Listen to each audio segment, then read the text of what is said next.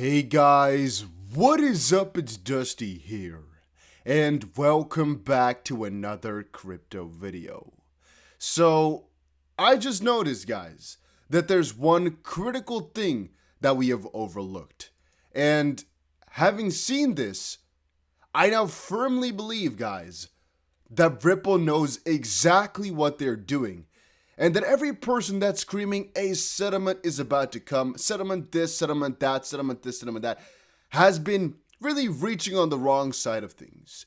Because guys, if you look at what Brad Garlinghouse, the CEO of Ripple, just posted, you already know this battle is about to be a battle for freaking territory, guys.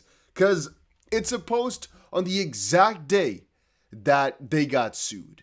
And a couple of fun things are actually inside there that I don't think we've ever covered. But more importantly, Brad Garlinghouse sharing it now. I know exactly why that is. It has to do with Coinbase. It has to do with Clarity. And oh boy, is this interesting to talk about. So, he said over on his Twitter, the SEC's continued warfare on crypto continues to play out. In December of 2020, I said that we'd been having discussions with the SEC for nearly 3 years about XRP, quote, and yet never been met with clarity, end quote. Sound familiar? Thankfully, today many recognize the havoc caused by regulation, by enforcement, which is kind of a hint towards the whole Coinbase situation. We're ready to work with responsible actors, pro-innovation members of Congress, and others in paving a path to clarity and certainty with U.S. regulators. And he also says, if you want to go fast, go alone. If you want to go far, go together. Ooh, it's very freaking interesting, guys. Let's take a look at this. Let me quickly take my pants off. Sounds a little bit strange, I know, but it's freaking it's freaking hot in here. I'm feeling juicy a little bit. Let's cover this, all right? It's from December 22nd, but it's very interesting once more, guys. If you read through this, you understand Ripple is not going for a settlement with the SEC. Ripple is going for the full strike because of how certain they are. But I don't want to spill too much of the beans, guys. Let's read through this. It's really freaking interesting.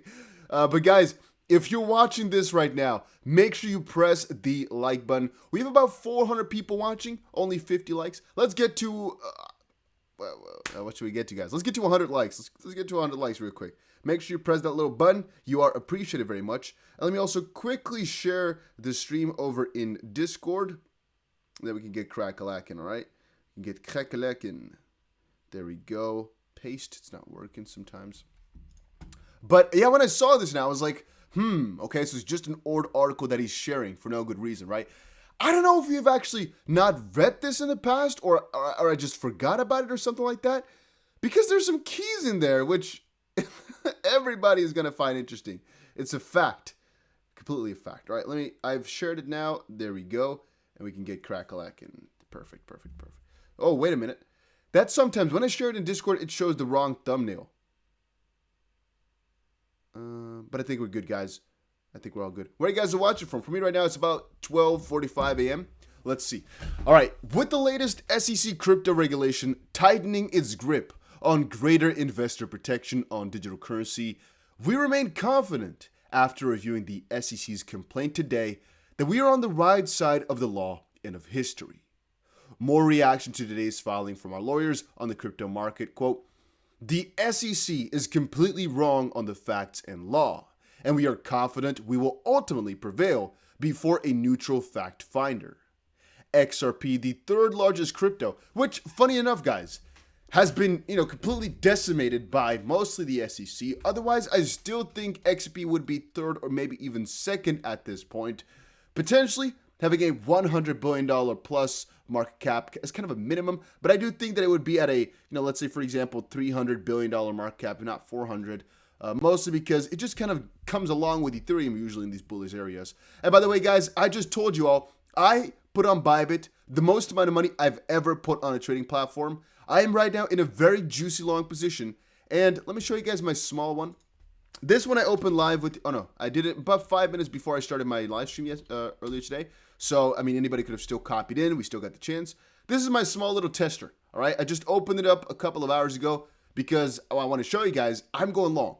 But as I've said, I have a juicy amount of XRP and USDT. I deposited USDT, but I switched some over with Spot. On Bybit, it's going to be crazy. Once more, not saying you should do the same, but I am telling you, I am going crazy on this one. Right now, we're already at about 33% profit on this small trade. You just think about what we're at in my real trade. And once more, I'm not sure if I'll show it to you guys. Maybe I will, though, because a lot of you guys like it when I share it all. But now you did know, all right? We did this trade together. 33% profit today. It's not hard. Once more, if you just watch these live streams, you know exactly how it works. But just check the previous live stream. I told you when we started. I opened it 5 minutes ago. Or maybe it was actually in a video. I don't know, but whatever. All right. Quote, the SEC is completely wrong with the facts, and we're confident that a judge basically will find it out. It was the third largest crypto with billions of dollars trading every day. And it's a currency like the SEC has deemed Bitcoin and Ether. And even the SEC members have called XRP before. And it's not an investment contract. This case bears no resemblance to the initial coin offering cases that the SEC has previously brought and stretches the Howey standard beyond recognition, end quote. By Andrew Cerncy of Debevoise and Plimpton. Once more, one of the craziest law firms in the freaking world, man. Very expensive, very, very qualified. Quote, this complaint is wrong as a matter of law. Other major branches of U.S. government, including the Justice Department and the Treasury Department's FinCEN, have already determined that XRP is a currency. Which, again, reiterates this earlier point that we've made, that the SEC is trying to overreach. I believe that even Coinbase has now stated it, that the SEC is just trying something, trying to get as much control over the space as they want. And in my own personal opinion, guys, the SEC doesn't even think that XRP is a security. They just want some big settlement money.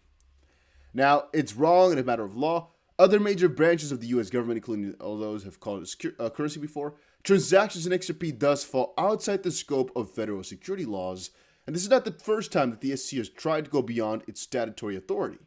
The courts have corrected it before and will do so again, end quote, by Michael Kellogg and Henson, Todd, Figel, and Frederick. Here's the note I sent to Ripple employees yesterday on a crypto assets and regulatory framework. All right, so this is a note that Brad Garlinghouse sent to all the Ripple employees a little while back. Once more, we read this through already a long time ago. But still, guys, this is forgotten information. It is so important, though, that we know exactly what he said because once more, it's so juicy. In my 5+ years at Ripple, I've been an incredible amount of progress. I've seen it.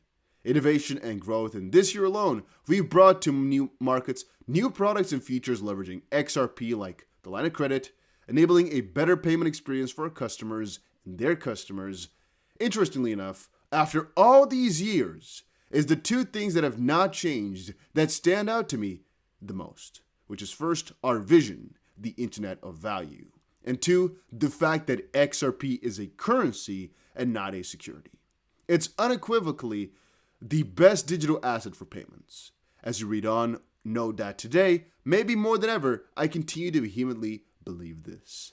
We've always said that there is a lack of clarity for crypto in the US, and the SEC here in the United States has sat back and watched for years. Which, once more, guys, you guys refresh D? Do I have to refresh or are you talking to Pearson? I think you're talking to somebody in the chat box. I thought maybe I missed something now and I had to refresh real quick. But guys, this statement on its own has to do with what is going on with Coinbase right now. I think literally that's why he shared it. This message was what they felt like and what was going through their minds once they were getting sued and once they knew they were kind of in trouble and it was going to get more difficult. They knew that the SEC was closing in on an area that didn't deserve to be closed in on. It's overreaching where, again, it's not due. And once more, I think the Coinbase is feeling the same way right now. Because literally, guys, what Coinbase is going to be sued for is stupid. And a lot of the other lawyers over on Twitter advised them to just launch it anyway and accept this lawsuit to fight for clarity. I kind of think about it the same way for Ripple, though. Literally. It's like, if they could stop using XRP or go to the bitter end to defend it, I would always say just try whatever you can do or whatever you need to do. Try it. Don't come to a settlement is my own personal thought process, because why go for a settlement if you know for 100,000% sure that you're in the right and that the judge would think so too? Ultimately, guys, that's kind of the situation, isn't it? But let's check it out. So In fact, the discussion around why XRP is a currency and not a security is one we've been having with the SEC for nearly 3 years, and yet we've never been met with clarity.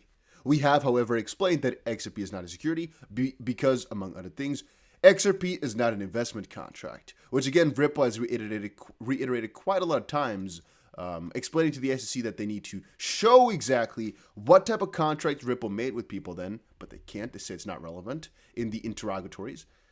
XRP holders do not share in the profits of Ripple or receive dividends, nor do they have voting rights or other corporate rights. Purchasers receive nothing from their purchase of XRP except the asset. In fact, the vast majority of XRP holders have no connection or relationship with Ripple whatsoever. Then again, if you guys actually watch Gary Gensler a lot, which I do, you would have noticed that in his MIT speech, he said that an investment contract and the expectation of profits don't necessarily have to be in a corporate manner. It doesn't have to be that you're investing in the company behind it. It could also be if Ripple basically sends you or gives you or has any connection to you with this XRP and gives you the idea or reasonable expectation that the price should go up in the future. So from that perspective, Ripple didn't explain it in the best way. I would have said they should put this down and once more say, and we would never give any expectation of the price. However, they kind of made it clear if you read all three of the points and the end things. By the way, some people say Congress needs to step in. Guys, a couple of fun things about Congress is that Congress is good and all, unless you want to get things done quickly, because Congress, everything that has to do with Congress takes a whole lot of freaking time. That's one part. And second part is, you think Congress cares about this type of stuff? No. They care about making the best use out of crypto as a whole. And they know they can't fight crypto altogether, so they're going to adapt it and come along with it. But they care more about the macro. They don't care about the SEC overreaching. Why would they, right? I guess I get that, though. Now, Ripple, our company, has shareholders. If you want to invest in Ripple, you do not buy XRP, but rather the shares in Ripple, obviously. Unlike securities, the market value of XRP is not being correlated with Ripple's activities. Instead, the XRP price seems to be very much correlated with other virtual currencies like Bitcoin, which is once more pretty true.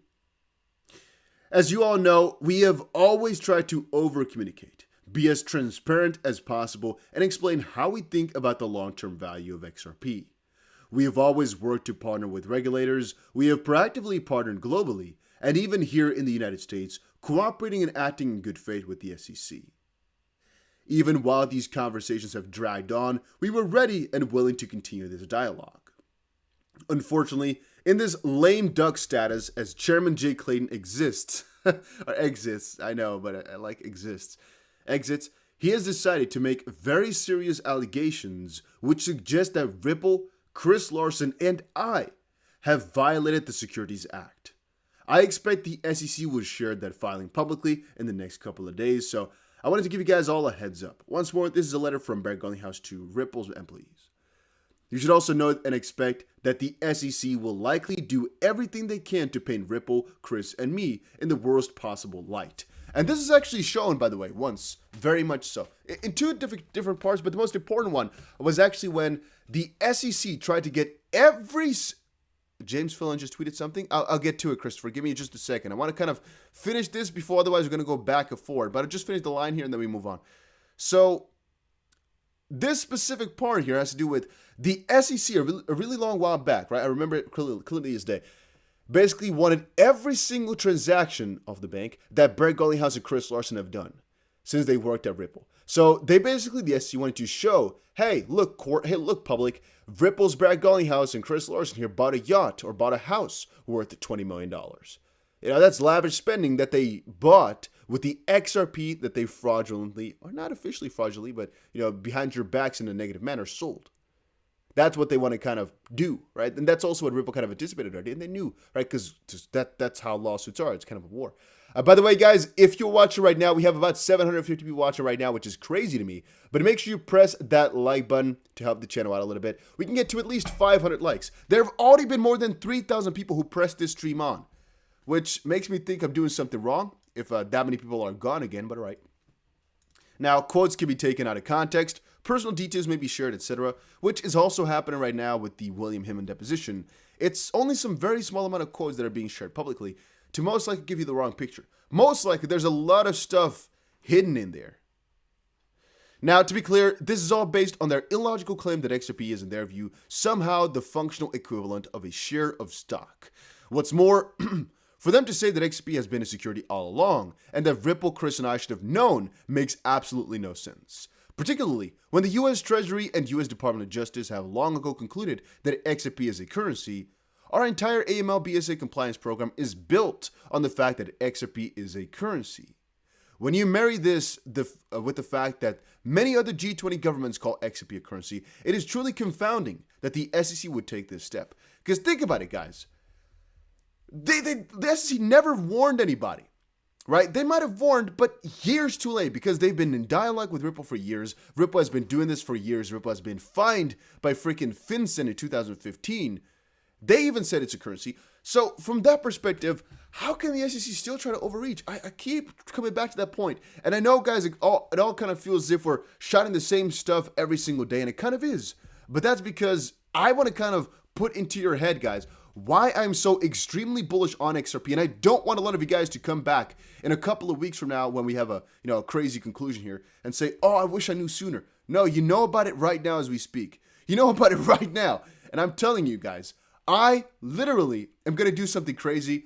You guys might literally call me out for being too crazy, but I've deposited so much money onto Bybit right now to go and get into some crazy XP trades. Once more, people might call me out for being a lunatic. It might really be so. If I show it to you guys, you better know it's about to be a really special time. But I'm going to do something crazy. You'd all be surprised. Once more, with the trade that we're going to put on.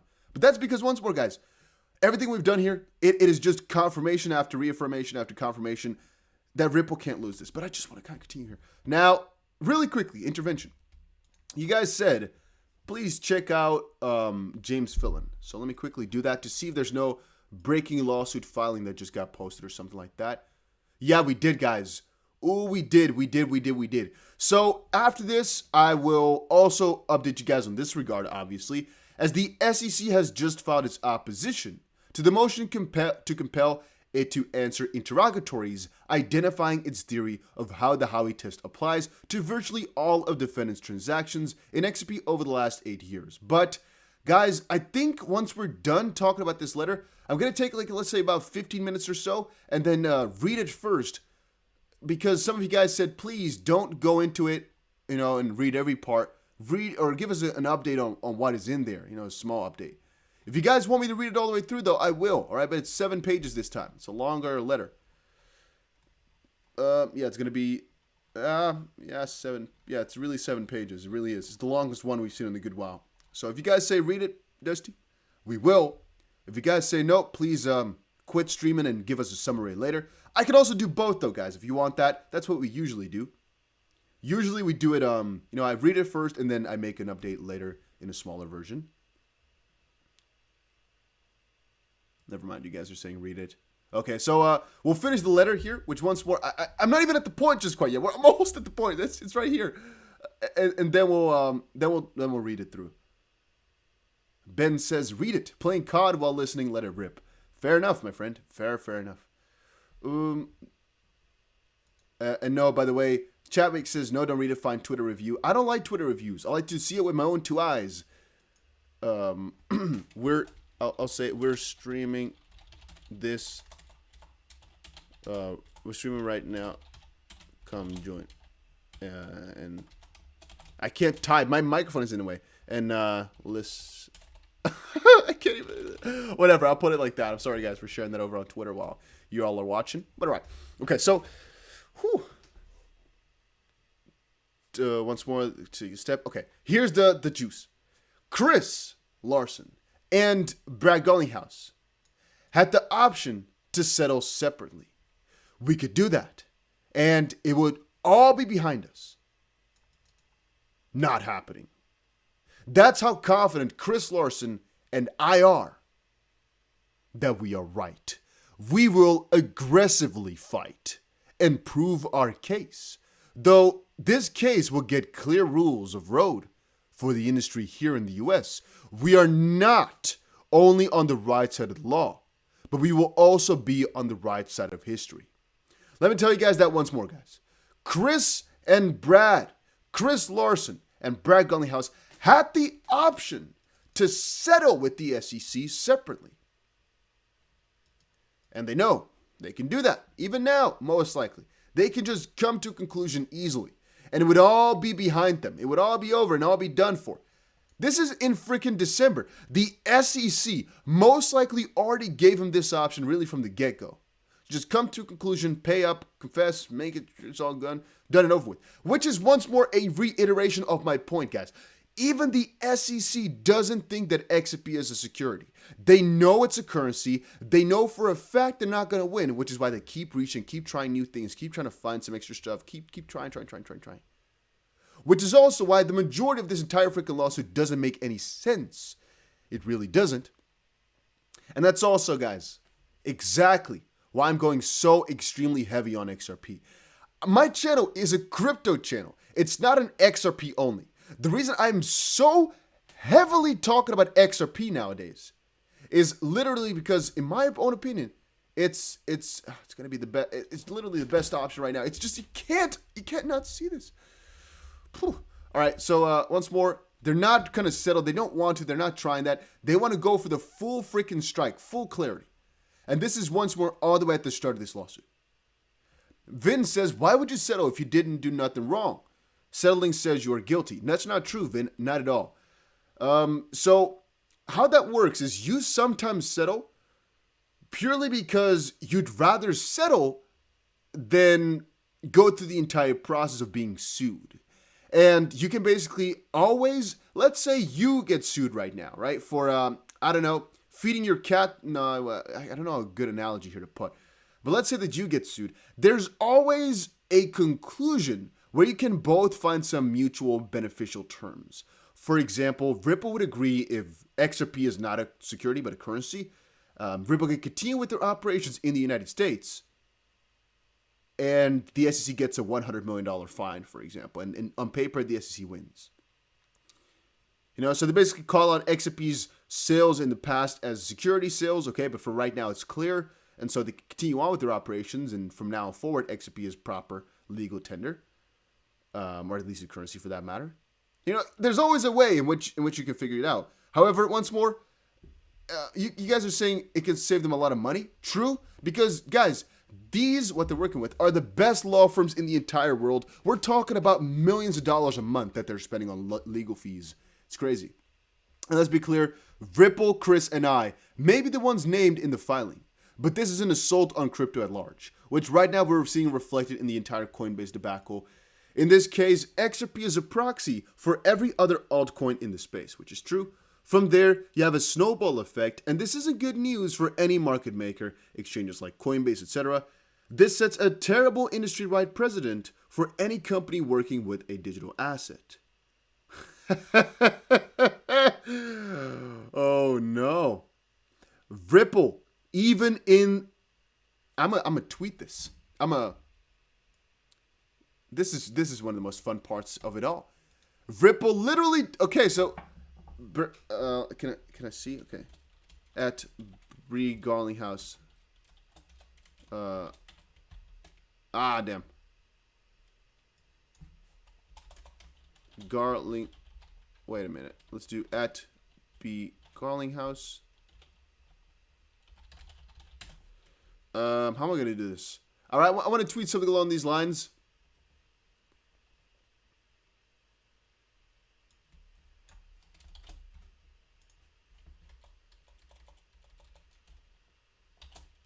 I'll do it like this. Literal quote from at B Garlinghouse in 2020 December, after they just got sued by the SEC. Sorry for doing tweets live with you guys. You might hate me for it, but sometimes I'm thinking, I need to share this with the people over on Twitter too, you know? But damn, that's also pretty funny to me to see that Brad Garling has even kind of felt like as if a Coinbase lawsuit would come. I mean, it's here. Now, this is a terrible industry-wide precedent for any company working with a digital asset. With this allegation, coupled with the SEC's good housekeeping seal of approval bestowed upon ETH and Bitcoin, directly benefiting China, they're creating an unfair advantage to companies here in the US. Once more, I already told you guys earlier today, literal quote from Coinbase. They also said the exact same thing, that the SEC is creating an unfair advantage for some companies. The irony.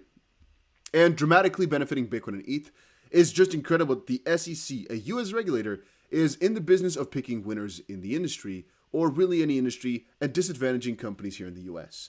Interestingly, Jay Clayton has been incredibly focused on showing legacy of supporting innovation. Despite what he would like the public to think, it's obvious that the SEC is not at all committed to fostering innovation in digital asset space. With this behavior, the SEC is engaged in an all-out attack on the crypto industry. That will be Jay Clayton's true legacy. Well, to be honest with you, I think Jay Clayton's true legacy is just being kind of a douchebag for having these conflicted interests. That's the only way I like to put it. What else can we call Jay Clayton's true legacy? Dude, jump to the new filing? No, we will do it afterwards. We fix this first and then we move over. If I go into the new filing, people watching these videos afterwards are going to not get at all what's going on. BA asks, why go for a settlement? As I've just explained, sometimes there's good reasons to go for a settlement. And we're almost done. It's incredibly frustrating. There's a massive opportunity up for grabs to be the global leader and win this new technological and economic Cold War. Instead, the SEC is way out of step with what other governments are doing, ignoring the very positive macro trend line and incredible potential and existing utility of crypto. The crypto industry today can and will thrive, but this will push innovation outside the US. It's very interesting, but not surprising, that the lame duck Trump administration is making consequential decisions that will jam up the Biden administration. Well, that's a fun statement. Which will increase the focus on consumer protection and transparency. The timing is really quite remarkable. Like I said, I think the claims are misguided and defy basic logic. Regardless, I've obviously never had an assertion like this before, and I'm taking it very seriously. I hope that you all understand the gravity of the situation too. What I don't want you to do is worry. We'll get through this and we will prove our case in court. I like how Brad Garlinghouse said that to their members. We have a phenomenal legal team, and like I said, we're on the right side of the law to begin with. Know, however, that the legal system is slow, and this is just the beginning of a long civil process. No matter what twists and turns are ahead, we will stand by our employees, shareholders, and customers. It's still business as usual. We need to stay focused and continue to deliver the value that hundreds of customers around the globe have come to expect from Ripple. Although the SEC decisions bring an even greater sense of urgency to our decision whether to move our HQ outside of the US, we also look forward to working with the new Biden administration, that was a mistake, to see if we can find a rational path forward. Nothing will fundamentally alter our trajectory. We are extremely fortunate to be in a position that we can fight this and aggressively defend our company, this team, our products, and at a fundamental level, the industry as a whole. Best, Brad Garlinghouse. That was an entire mouthful. So the conclusion of this little letter from 2020 is, first of all, Brad Garlinghouse warned Coinbase that this was coming, kinda, and Coinbase was ignoring it. And second of all, Ripple had, like basically, right, Crystal Larson and Brad Garlinghouse, they basically had the option to settle with the SEC already, yet they chose not to do so. And that's a key that I really never understood the severity of until now. The fact that they got the option, but they have decided to not settle, purely on the basis that Ripple just knows so surely that they're going to win this. And that is huge, guys. That is huge, huge, huge, huge. I'm loving it. That sounds really bad, huh? All right, but I do like what's going on right here, I guess. When lawsuit over? That is a very interesting question, my friend. I don't really care, to be honest with you guys. I know every single dip we get here is just more buying opportunity for me. And from some perspective, I hope the lawsuit is done and over with really quickly. From another perspective, I know that once the lawsuit is done for, I will most likely never be able to get myself XRP at $1 or $2. So I kind of got to make the best use out of my time here, while XRP is still at about $1-ish worth. So from that perspective, if it takes a couple of extra months, I wouldn't be too sad, because then I'll really be filled up on my bags. You guys get me? Because right now, my XRP bags are full, don't get me wrong. But I still want a little bit more. You guys feeling me? And Truth Hurt says, yeah, but you're already rich, Dusty. Lol, we ain't. We ready. The thing is, guys, you sometimes have to think about a little bit of a more longer term perspective. If you're only thinking, oh, I want the quick riches, quick, sometimes it's just really poor judgment. Because honestly speaking, a settlement, look, let's actually just be completely honest here with everybody. Honestly, a settlement now versus in 1 year, the chance that you'll make way more money if a settlement were to happen in about 7 months from now, for example, rather than now, is very high. Because you can actually stake your XRP, but you can also stake other crypto or lend your crypto out, generally speaking, or basically speaking, and get some sort of return to get more crypto, to get more momentum with all the money that you have right now, to have more money in the future, basically. That's just something you got to kind of think about. And once more, guys, I firmly believe you can never have enough crypto. But at one point, you got to feel satisfied. I haven't reached that point yet. I'm always thinking, no, I should just get some more. No, I should just get some more. And once I'm at that point where I'm like, yeah, no, I don't really need to get some more, then we can go to the moon. But I want to wait a little bit.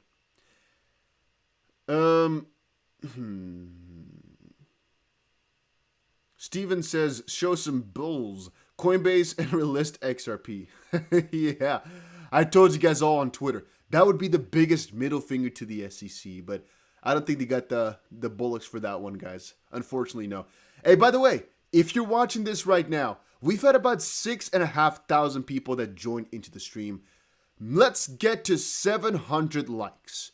Can we do it? Most likely not, but I believe in you all. If you're watching this right now, make sure you press the like button, and we have about 7 more subscribers to go to get to 130,000. If we haven't already hit it, let me refresh. No, guys, if you aren't subscribed just quite yet, we need 7 more subscribers, and then we're at 130,000. Make sure you press the subscribe button. Let's get that. Let's see. Oh, 1 person subscribed. Oh, that's it. Never mind. We still need 6 people. We still need 6 people. I'll come back to this one, I guess. But whoever just subscribed, big shout out to you, my friend. Big shout out to you. I don't know who exactly it was, but big shout out. At the Metalhead says 11 dislikes from SEC employees. Facts. How do you hide your stuttering? Do I normally stutter, or what do you mean? I didn't notice I normally stutter.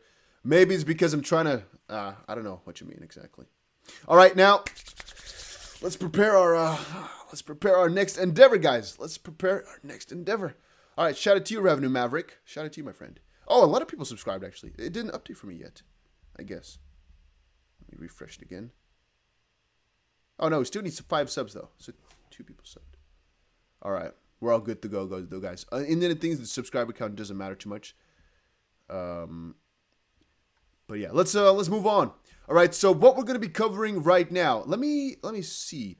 How do I make sure? Let me put a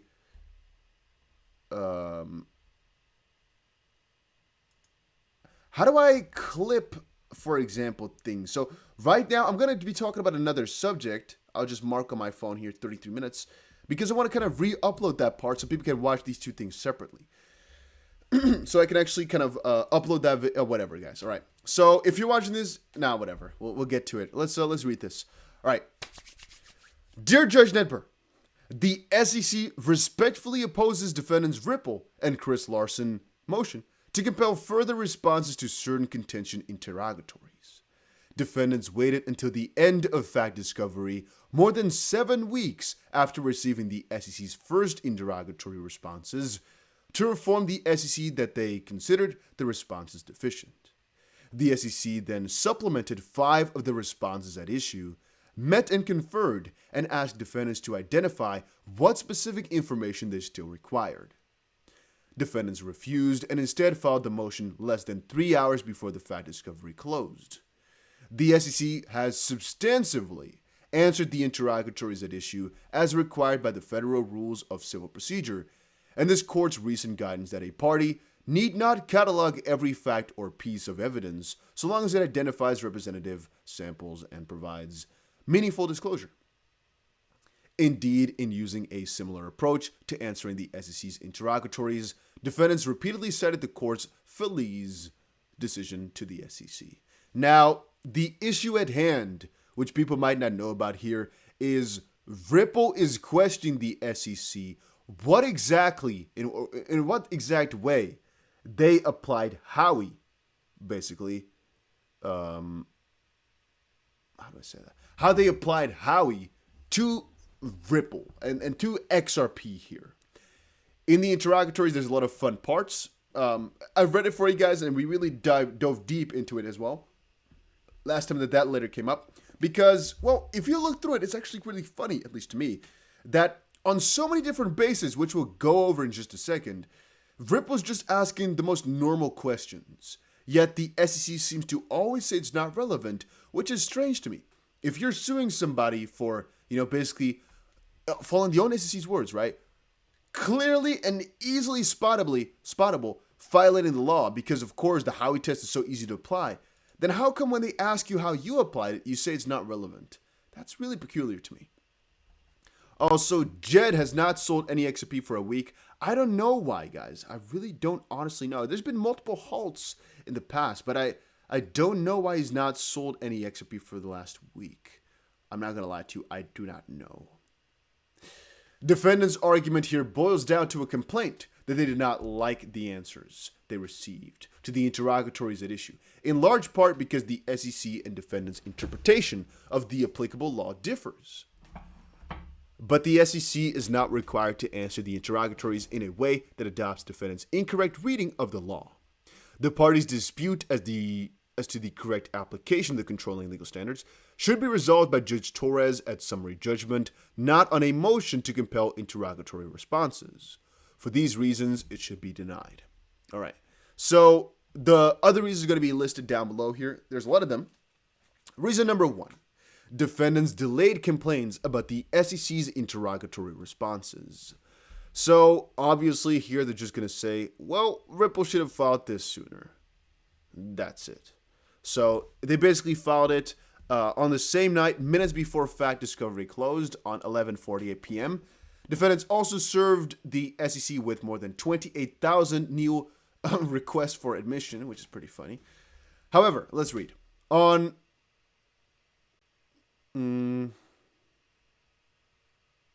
Dusty, revisit your go-to whale wallet, buy and sell wallet. You said it in a previous video. I can't find it again. Just type in XRP whale alert and you'll find it. It's called Clank app. That's the whale alert I basically use for XRP transfers. It's right here. The biggest whale today was BitThumb to BitThumb, an internal transfer 16 hours ago. So yeah, there you go. All right. On July 1st, 2021, the SEC timely responded to Ripple's first set of interrogatories. On July 20th, the SEC timely responded to Ripple's second set of interrogatories and defendant Larson's first set. 1 month later, defendants first informed the SEC they considered certain of its interrogatory responses deficient and asked for additional responses by August 27th. On August 27th, the SEC provided additional responses to each interrogatory at issue and substantive supplemental information for many of those interrogatories. Yet the SEC's letter to defendants also reminded them, in responding to the SEC's own interrogatories, defendants had made objections similar to the ones defendants contended rendered the SEC's responses evasive and incomplete, even though the SEC had provided substantive responses. Okay, so this entire part that we just read is basically saying, hey, Ripple has been pretty late with this. However, they've also kind of been overreaching because we have given them a lot of stuff, yet they want more and more and more. For instance, the SEC letter to defendants noted that for certain SEC interrogatories, Ripple had not offered a substantive response other than referring the SEC to its own document requests, as opposed to identifying documents that answered the interrogatory. For other SEC interrogatories, the SEC letter to defendant noted that Ripple had failed to provide any substantive response whatsoever. The SEC letter to defendants also noted that while defendants accused the SEC of acting improperly by sometimes incorporating its own responses to other interrogatories, defendants had engaged in the very same practice in responding to the SEC's interrogatories. Who gives a crap about that? Who gives a crap? Ripple's not asking, hey, can you give us an entire freaking backdown of everything? They're just saying, hey, there's a couple issues at hand. We have a couple of requests. For example, how did you apply Howie? Explain it to us like a kid, like you're explaining it to a kid. Explain it to us that way. And they're going about it like, oh, well, you're responding and Just explain the goddamn thing. It's not that difficult. Now, the SEC letter to defendants made repeated offers to meet and confer, and the parties conferred telephonically on August 31st. At the conference, the SEC asked Ripple, in light of the supplemental responses in the SEC letter to defendants, to provide additional detail about what information they still were looking for. Defendants instead filed their motion, which is funny that the SEC is complaining about this because Ripple, in their most recent opposition, which we have, I think it was a couple of days ago already. In their most recent opposition, let's see where it was. Right, I believe it's this one right here on September 7th. In the recent opposition, they basically stated that the SEC is doing the exact same thing. Even though they came to a conclusion, they're filing something for the court, which I don't know exactly why. That's just how they go about these things. And by the way, guys, I'm not answering as many questions as normal because I try to go through this stuff. Otherwise, it's going to be a very, very long day. And some people just want the lawsuit info, not the entire chat process. So usually a little bit afterwards, I chat back and forth. However, you can't discuss things with each other because we have 1,000 people watching. There's most likely a lot of lovely people in the chat box. Guys, once more, let me know where you guys are all watching from. I always enjoy seeing that. And don't think I'm not reading what you guys are saying. Like, for example, Eduardo has asked me freaking 1,000 times, Justin, do you think the case will be closed this month? The answer is no, I do not think so.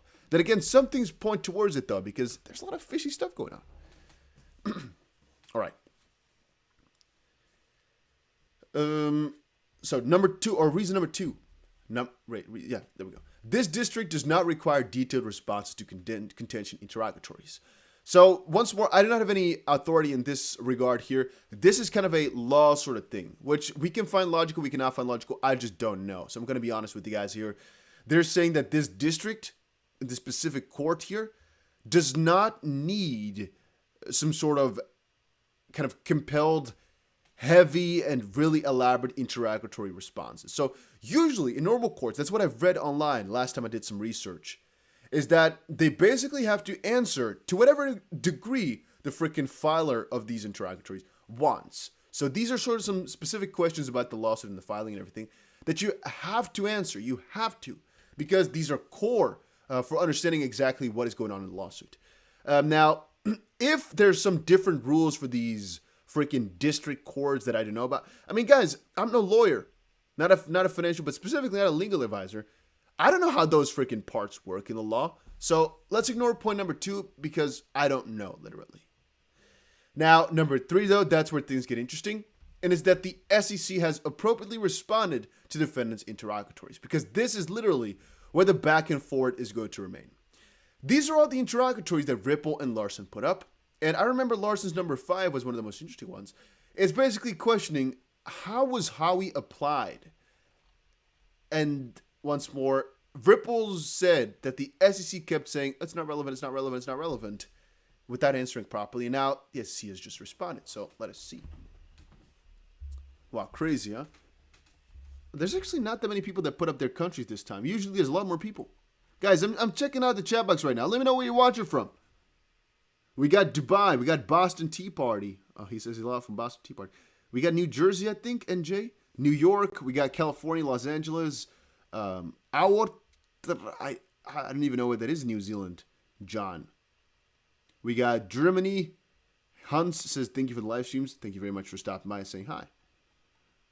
Get rich or die mining keeps saying, Dusty, clean your room. Ooh. And D. Pearson says, oh, I don't know, you guys are kind of talking back and forth with each other too. Fullerene says, sorry, I missed what Fullerene said. He said, I gotta go seal with the baby. Maybe add a new mod. I have to bounce out. Okay, maybe we'll get another new mod pretty soon here. We got to. Who would like to be a moderator is one in the chat box. I have one guy in Discord that I really need to make a moderator, but I don't know what his YouTube name is. And every time I stream, I forget. So if we've been talking on Discord, my friend, speak up, and I'll, because we need a couple of moderators every so often as well. We need a couple of new ones. All right. As shown below, the SEC interrogatory responses satisfy its obligations under the rules, and the SEC responses are no more evasive or incomplete than defendants' responses to the SEC's interrogatories. Okay, let's take a sip of water for this one. Okay. Brisbane. I hear that a lot. Galapagos, is that real? Are you really there? Brazil, Australia, land of the earthquakes. I don't know where that's supposed to be. Mexico, Jamaica. Wow. All over the world, huh? I love it, guys. I love seeing that. I really, really get into. I get a lot of excitement just seeing how it's spread. I get a lot of excitement seeing how spread out you guys are. All right. Asked Ripple interrogatory number 2. Asked the SEC to identify all terms of any investment contract the SEC contends created an expectation of profits by XRP purchasers. In response, the SEC noted that investment contract under the Howey need not contain the same written provisions or terms as actionable agreements under traditional contract law because Howey specifically states that an investment contract includes a contract, transaction, or scheme that meets Howey's 3 prongs. The SEC letter to defendants further explained that under Howey's progeny, the contours of the investment contract may come not just from contracts, but also from statements made in commerce and the very nature or character of the instruments. The SEC supported this position by citing the following controlling precedent. Some quotes that I have no idea about. More quotes. Let's read the quotes. The test whether a contract constitutes an investment contract within the Securities Act is what character the instrument is given in commerce by the terms of the offer, the plan of distribution, and the economic inducements held out to the prospect. Quoting another case here, which is proof of whether something is an investment contract. In some cases may be done by proving the document itself, which on the face would be like a note, a bond, or a share of stock. In others, proof must go outside the instrument itself. And they, quote, the kick case. In applying Howey, courts regularly consider representations and behavior outside the contract. Okay, so what is that supposed to mean? They're basically saying, yeah, I mean, it could be anything. They didn't give a proper response to this one, if you ask me. All right, although Ripple interrogatory number 2 is therefore premised on Ripple's incorrect reading of applicable law, the SEC nevertheless provided a substantive, that's debatable, response of more than a full page, identifying various ways defendants made implicit and explicit promises to prospective and actual XP purchasers, or led prospective and actual XP purchasers to reasonably expect an increase in XP price based on Ripple's efforts. And that, to be honest with you, is actually one thing I'd like to see for myself. Just where the SEC can show that Ripple gave investors an expectation of profit. Just for myself, I would like to see that because I honestly do not know exactly what they're talking about. I would like to see that. Implicit and explicit promises to prospective and actual blah, blah, blah. And in response to Ripple's interrogatory number 1, the SEC provided defendants with the terms of contracts that formed parts of the investment contract at issue by pointing defendants to many contracts in Ripple's possession between Ripple and certain over-the-counter institutional buyers of XRP. In other words, the SEC did provide many of the terms of the contract at issue in this litigation, even though defendants' statements of the law is wrong. The SEC has also introduced numerous deposition exhibits and obtained voluminous deposition testimony along these lines. Defendants' complaint is in essence that the SEC did not limit itself to Ripple's incorrect legal standard in responding to this number 2, and the SEC's original response provided defendants with the various types of statements the SEC will rely on at summary judgment and trial to support its claim that defendants' XP sales were investment contracts under Howey and its progeny, and the SEC should not be forced to accept defendants' incorrect reading of a legal term in answering Ripple's interrogatory. See internet. Okay, so honestly with you guys, it's pretty boring. Why? Well, because we already kind of know what we're gonna what we expect here.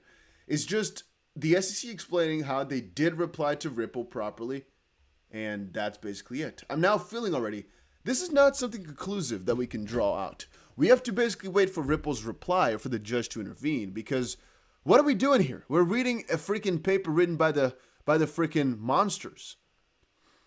I do it all the time still because I think that even though they're monsters, they sometimes make sense. For example, when they ask for the Slack messages, fair request, exactly fair.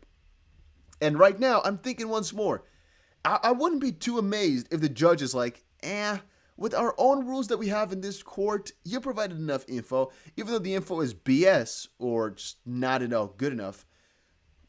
We don't know what type of rules the court has, and we don't know exactly what is good or what is bad. So from that perspective, I think we're wasting our time a little bit by going too far into all of this. And like Chadwick says, this is too much legal mumbo jumbo. Yeah, partially it's too much legal mumbo jumbo, but it's more importantly not anything useful. If we can really spot somewhere in this letter where the SEC messes up by saying this or that, we'd be good, right? However, look at this, for example. Number 6. In number 6, the Ripple asked the SEC to declare whether its contends... Okay, actually, I guess maybe there's some cool stuff, huh? Like, for example, this is actually very interesting. Number 6 asked the SEC to declare whether it contends Bitcoin and Ether are securities within the meaning of the Securities Act. The SEC responded that the interrogatory is vague and ambiguous because it is unclear at what point in time defendants seek to discover the SEC's position as to the status of offers and sales of Bitcoin and Ether under the Securities Act, and because it fails to identify whose or what offers and sales of Bitcoin and Ether the interrogatory seeks to discover information about. The SEC letter to defendants reiterated that a request to affirmatively state whether it considers Bitcoin and Ether to be securities in a vacuum shows a miscomprehension of how the SEC operates, as well as the application of the Howey test and Section 5 of the Securities Act. This is BS. Straight up. This is straight up stupidity on a pedestal. Ripple asked, hey, SEC, do you consider Bitcoin and Ether a security, yes or no? They're like, well, but I mean, the law clearly states that so they basically asked you, is it a security, yes or no? And they went, well, I mean, if we follow the law, you most likely do not know exactly what you're talking about. You not know what you're asking. Your question is very vague. Middle finger. I see, I'm just quoting literally what Get Rich or Die Mining says. It's not me saying that to the SEC. That's what he is saying. But this is definitely stupidity put on a pedestal right there. Holy smokes, this is stupid. I'm always getting I can already feel my butt itching a little bit just reading this, man. That's how poopy it is. All right, so the SEC letter to defendants reiterated that a request to affirmatively state whether it considers Bitcoin and Ether to be securities in a vacuum shows a miscomprehension of how the SEC operates. This is so because the SEC does not typically decide whether any particular financial instrument, without any additional context, qualifies as a security. Rather, the SEC typically determines inter alia whether, I don't know what the frick inter alia means. I think in between maybe? Whether it considers certain offers, sales, or transactions of financial instruments to violate the security laws. Okay, guys, once more, it is 1:30 a.m., but I'm actually tired like a little, because I don't even know what it said right here. There's so much noise and so much dumb stuff in there. Let's read it again. This is so because the SEC does not typically decide whether any particular financial instrument, without additional context, qualifies as a security per se. Rather, the SEC typically determines inter alia whether it considers certain offers, sales, or transactions of financial instruments to violate the federal security laws.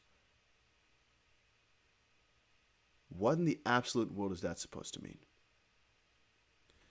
So they're saying the SEC doesn't really decide if it's a security or not. They're just saying when some stuff are security.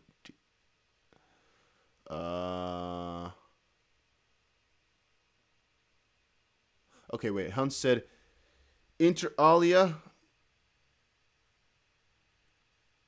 You didn't actually explain to me what inter alia means. Let's look that up real quick. Can we do it via this? Look up. What does it mean? I think it's in the middle of things, right? Among other things. Okay. The SEC, among other things, determines whether it considers certain offers, sales, or transactions of financial instruments to violate the security laws. What in the world? So they're saying the SEC doesn't decide if it's a security, but it does decide or determine whether something violates the security laws and thus is a security. Am I missing something here, guys? Am I overreading something? Or are they basically is the key part here that it's without additional context? Is that what makes the difference right here? Because they made it seem as if they do not classify things to be a security, but then they say, but we do determine when some of these things violate the law and so are a security. I might be missing something. All right, that's very odd. And despite the faulty premise of the interrogatory, the SEC, where's the faulty premise then, though? What does it have to do with anything? Ripple's asking, is Ether and Bitcoin a security, yes or no? They know they can't answer. They know if they gave an answer, Ripple got them by the freaking nuts. Right? That's what they don't want to answer. They just go for these vague-ass, stupid-ass answers because they do not want to. Because they know whatever they say, it's going to be bad for them. They say, no, it's bad. It's yes, it's bad. Despite the faulty premise of the interrogatory, the SEC substantially supplemented its response, referencing its admissions in response to defendants' requests on the very same subject. To that end, the SEC has already admitted that the SEC has not made any public statements or taken any action as to the legal status of any person's offers or sales of Bitcoin or Ether under the U.S. security laws. So, what does this mean? Because the SEC does not typically make independent determinations that financial instruments untethered to any offers or sale are or are not securities, there's nothing more for the SEC to add. What? How can you...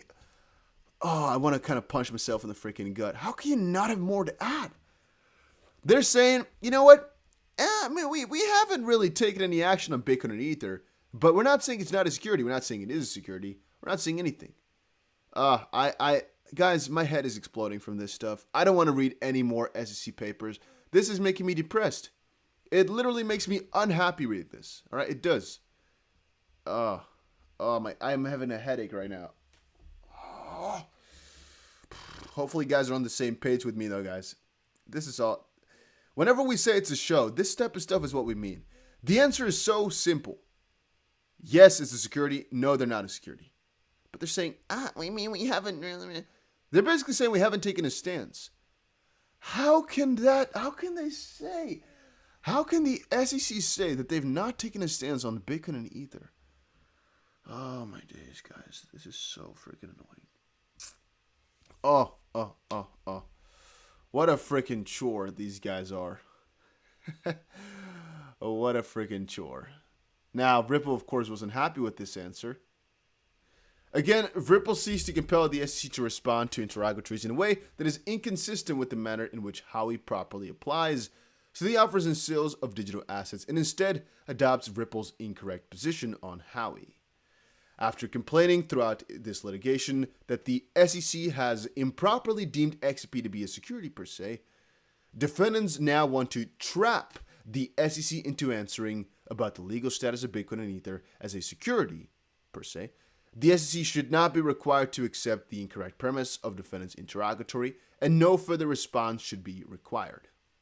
There is no dispute that the SEC has never filed an enforcement action against issuers of Bitcoin or Ether, contending that they engaged in security transactions at the time of those transactions.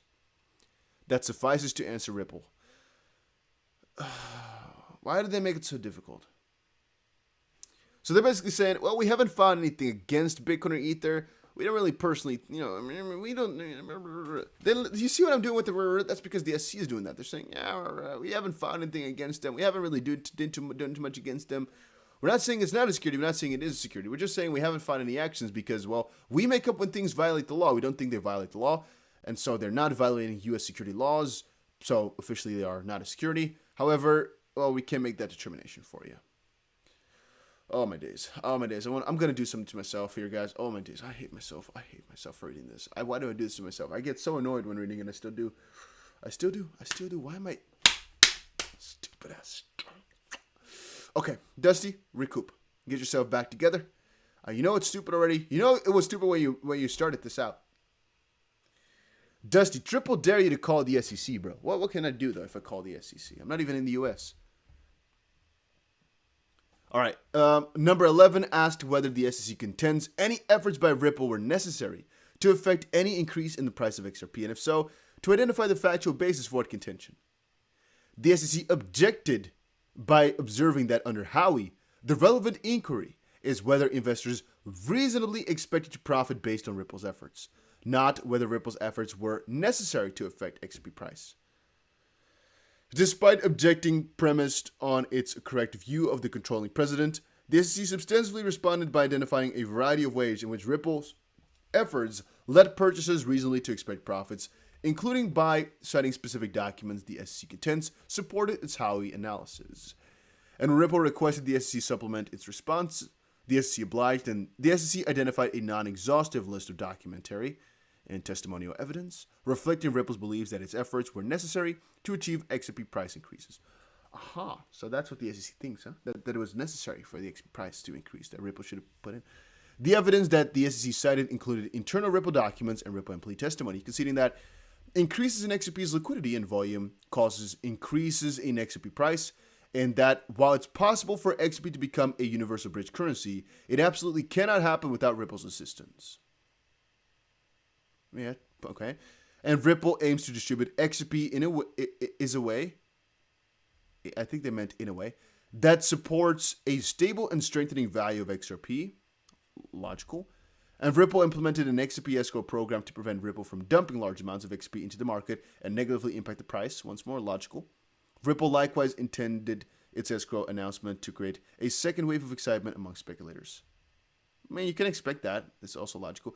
These 4 points here, once more, no thumbs up for the SEC. These are all logical points.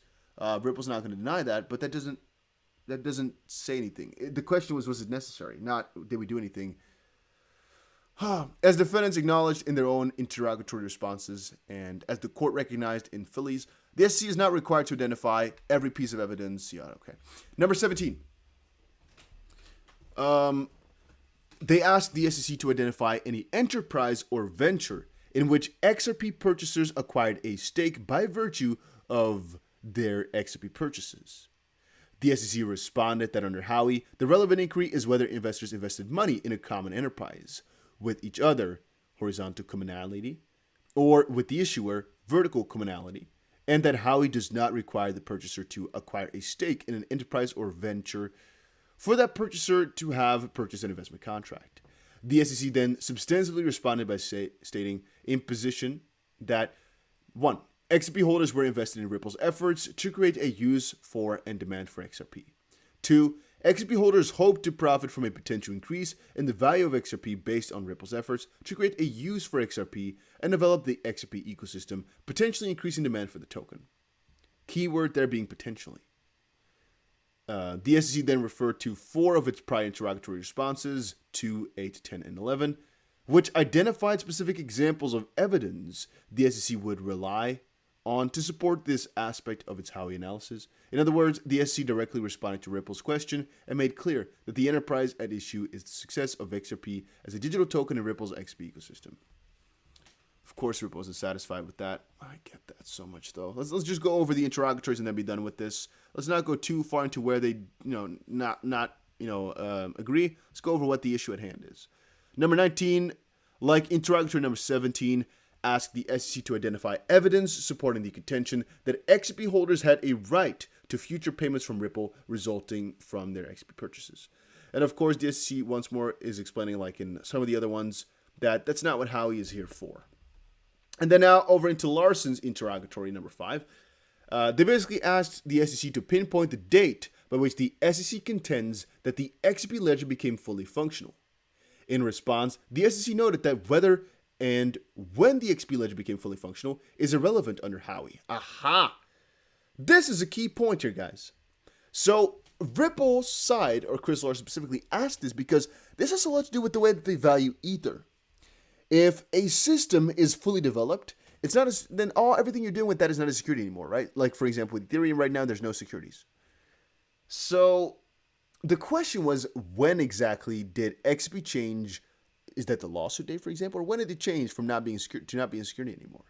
And to just be properly decentralized and fully functional? But also, when did it start? When do you think it started? And what are your dates and timelines for it all? They're saying it's not relevant. Well, of course it is. The SEC further objected that the term fully functional, given that, as Ripple's own witnesses have explained, the creation and development of distributed networks such as XP Ledger are iterative processes without clearly demarcated endpoints, and that the term cannot be defined without identifying parameters to measure functionality or the person from whose perspective functionality is being measured. That's true, though, partially. The SEC letter to defendants reiterated that the SEC could not, but he asked in the SEC's own opinion, right? So that's the person. The SEC letter to defendants reiterated that the SEC could not answer the interrogatory without additional guidance from what Larson meant. The SEC then offered to meet and confer so that Larson could provide the requisite. However, the parties that meet and confer, Larson declined to provide any additional detail, context, or meaning for this interrogatory because Larson had refused to provide any detail as to what he meant by fully functional XP Ledger, and the SEC should not be required to further answer. And then a couple others here. Ripple and Larson complained that the SEC improperly responded to these interrogatories by incorporating its response to other interrogatories. Once more, SEC is saying you did the exact same thing. Screw this. I don't want to be involved with this any longer. I am wasting my time reading this because it's the SEC saying stuff. So I'm also literally too tired to spend too much time on this. I literally am. I can't today, guys. I just can't. I don't feel it. It's so stupid. I keep telling you guys once more, all I just got to do, I think personally, is set through, right? Once more, guys, I put over on Twitter, if all of you guys are wondering right now and worrying, we got another rejection at one of our look at this, guys. I have not put these lines in today, but these lines are so important, you don't even want to know. It is scary how accurate these lines can be. It really is scary. Right now, we got a perfect rejection at one of our most interesting points at $1.1344. However, as I put on Twitter, don't be too afraid if we actually come back down lower for another retest before coming back to the top. It very often happens. A double bottom here, for example, at $1.03 or so, wouldn't even be too crazy either. And then again, I'm just going to set up a couple of buys potentially at that area because I told you all, I just deposited a fat bag over towards Bybit. And I think from within 1 week from now, guys, I'll make sure that you guys get a really big XRP trading competition only for people who used my link over on Bybit. So if you haven't checked it out yet, I'll leave a link in the chat box. I'll pin it as well so you guys can check that one out. The conclusion of everything we've read is Ripple wanted information. The SEC says we've already given it to you, and you do not understand the law properly, and you do not understand exactly how law is specified, which is funny in reality because obviously the Ripple request was for them to specify Howie a little bit better. Ultimately, though, guys, it's such a freaking show. That's what I keep shouting out, and I kind of get tired of saying that every single time too, saying it's just a show, it's all a show. Kind of tires me out, not gonna lie to you. Oh, by the way, guys, this could be, look at this. Right now, we have had about 13,000 people say hi. On average, they watch about 4 minutes. We have 716 likes. This is going to be one of those first times where the amount of likes can be higher than the amount of viewers watching. So if you're watching this right now, make sure you press the like button. Let's get the like button above the amount of viewers. I don't think we've ever had that before, to be honest with you. But now it's possible. This is actually one of the most amount of likes I've ever had on a live stream before. That is not like a really crazy 5,000 viewer live stream. I'm just talking about a normal view count like we usually have. We have a very high amount of likes today, guys. I really appreciate that a ton. You guys are really amazing for that. Once more, likes don't give any money. They don't do anything too special, too crazy. All it does is help the video or live stream get shared with more people. And it helps in the YouTube algorithm a little bit. That's all it does. And you can also see, by the way, sometimes I don't understand it, how at some point you just peak in viewers and then it just kind of goes back down and just keeps going lower piece by piece. I don't know exactly how that works and why the YouTube algorithm just doesn't want to show it after a little while anymore. Sometimes I think, wait a minute. Hunt says, sorry, have to leave for my mod job at 20 ET over on the chain live since you don't want to appoint me as a mod in here. Hit the like for Dusty Peeps. Hans, have I talked to you over on Discord? Because I still need mods, but I'm not sure. Because some people, guys, I've seen you a lot. Like, for example, Get Rich or Die Mining. He's always there in the chat box every time I'm streaming. You know, but he's also talking a lot. Chadwick here is always there when I'm streaming. I always see you talking. Right? And there's Moon Bentley. You, of course, have been here quite often. There's a couple other names. I just know you guys are always here. It's easy for me to give you mod, right? But it's a little bit more difficult if you're only stopping by for like the second time ever. Because when people have the moderation role, they can actually delete comments. And sometimes people's comments just get deleted without me being there. And so I have to be a little bit careful with who I make a mod. So, yeah. Yeah, guys, we actually did it. Yeah. Little clap for ourselves, guys. Little clap in the chat box, all right? Put a little clap icon right there. Clap. Can I put a clap? Let me see. I can. There we go. You see that? That was magic. You saw me do that? I don't know if you guys can actually see as low as that, but I typed in clap and it changed itself over. We actually got more likes than viewers for the first time ever, maybe even. That's pretty crazy. Of course, we also got a huge drop in viewers to about 700, but still, it's all good. All right, so conclusion of what we just read once more. We already did it. BS. The earlier document that we read was pretty funny because it shows that Ripple does not want to come to a settlement. They want to come to a summary judgment conclusion because that way the result basically is absolute. Guys, we still need 2 more subscribers to get to 130,000 as well. I really feel annoying for talking about it so many times, but we've been waiting for 130,000 subs for so freaking long. Finally hitting that mark, it just does me good mentally. You guys understand me? So make sure you press that button, that subscribe button if you haven't done it already. Because you also want to be subscribed to this channel, man. We post the news every single time it comes out. Very often, we're here as soon as we can possibly be. Right now, this was freaking 2 minutes. This post was shared for like 2 minutes when we started it. That's how fast we usually are with these things, guys. It's crazy. Mo says, yo, Dusty, got the tattoo. Where's my 1,000 XRP? No, I'm not sending anybody 1,000 XP. I am sending, however, I think 250 or 500 XP per person on the tattoo regard. I'm still going to do that, though. Don't worry about it, Mo. A lot of people are going to win. It's going to be funny, the tattoo debacle. All right, guys. I'm going to end the stream right here. We covered our stuff that I wanted to cover. It was actually a way longer stream than I expected. I only wanted to stream for like a couple minutes. I'm so tired, but I still have another video to record here because there's just more info, more info to share.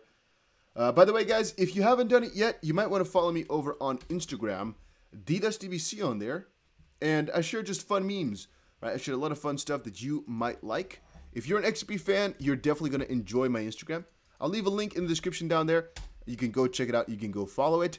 I respond to every single DM for the next couple of weeks at least. Maybe until we get too big and I can't respond, I won't. Right now, if you're subscribed, how do you say it? If you're following me, I respond to your DM. If I haven't gotten to you yet, guys, don't worry, I will get to you. But of course, there's some people who have entire freaking, mountains worth of stories. And then I'm like, okay, I'll get to it later. Right? But, yeah. If you have any story to tell me, you can do it over on Instagram. I read every single thing. Make sure you follow me over there. And, guys, make sure you check out Bybit. A link is down below. It's the exchange I use. I personally like it a ton. And once more, I deposited a fat bag. Partially because nowadays you have a spot on there, too. You can literally just trade freaking USDT to XRP and a lot of different crypto on there, which is pretty new, and I love it. I love it. I love it. It works like a charm, guys. Once more, check Bybit out as well. Links down below, and see you guys again in another crypto video later today. There's going to be a very, very, very, very, very big competition coming up for Bybit soon as well, guys. Just letting you guys know, all right?